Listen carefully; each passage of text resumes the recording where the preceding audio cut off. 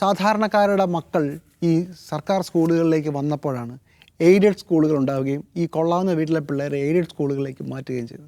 കുറച്ച് കഴിഞ്ഞപ്പോൾ ഈ സാധാരണക്കാരുടെ മക്കൾ എയ്ഡഡ് സ്കൂളുകളിലും എത്തി, എങ്ങനെയൊക്കെയോ. അപ്പോൾ എയ്ഡഡ് സ്കൂളുകളിൽ നിന്ന് പ്രൈവറ്റ് സ്കൂളുകളുണ്ടായി. കുറച്ച് കഴിഞ്ഞപ്പോൾ ഇവർ അവിടെയും എത്തി. അപ്പോൾ പ്രൈവറ്റ് സ്കൂളിൽ നിന്ന് ഇൻ്റർനാഷണൽ സ്കൂളുകളുണ്ടായി. ഇങ്ങനെ എക്സ്ക്ലൂസിവിറ്റിയാണ് ഇന്ത്യയിലെ വരേണ്യവർഗത്തിൻ്റെ, ഇന്ത്യയിലെ സമ്പന്ന വർഗത്തിൻ്റെ ഒരു പ്രധാനപ്പെട്ട ഹോബി.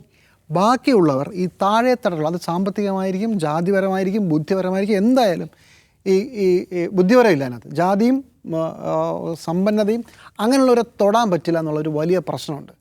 അതുപോലെ തന്നെ ഇത്തരം വലിയ സൗകര്യങ്ങൾ വളർന്നു വരുന്ന കിട്ടുന്ന മെറിറ്റ് അതെന്തോ ബുദ്ധി കൊണ്ട് മാത്രം കിട്ടിയതാണെന്നും ബുദ്ധി ഇല്ലാത്തവരാണ് ഈ പരീക്ഷയ്ക്ക് മോശം മാർക്ക് വാങ്ങിക്കുക എന്നുള്ള ഒരു തെറ്റിദ്ധാരണയും ഇത്തരം ആളുകൾക്കുണ്ട്.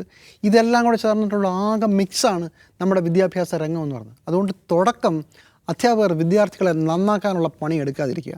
വിദ്യാർത്ഥികൾക്ക് നിങ്ങളുടെ ജോലി വിദ്യ പറഞ്ഞു കൊടുക്കുക, അല്ലെങ്കിൽ ക്ലാസ്സിൽ പഠിപ്പിക്കുക എന്നുള്ളതാണ്. അത് പഠിപ്പിക്കട്ടെ.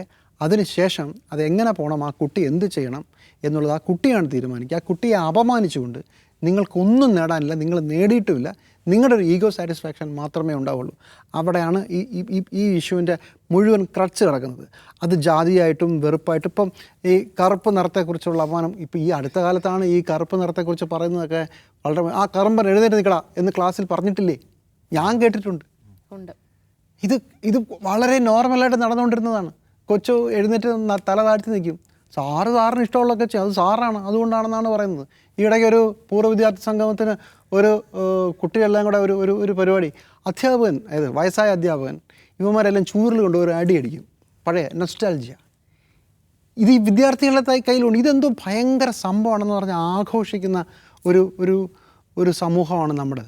അവിടെയാണ് പ്രശ്നം. അതിനിടയ്ക്ക് മനുഷ്യർ ആത്മഹത്യ ചെയ്യുമ്പോഴാണ് അതിൻ്റെ വിഷമം നമുക്ക് മനസ്സിലാവുക.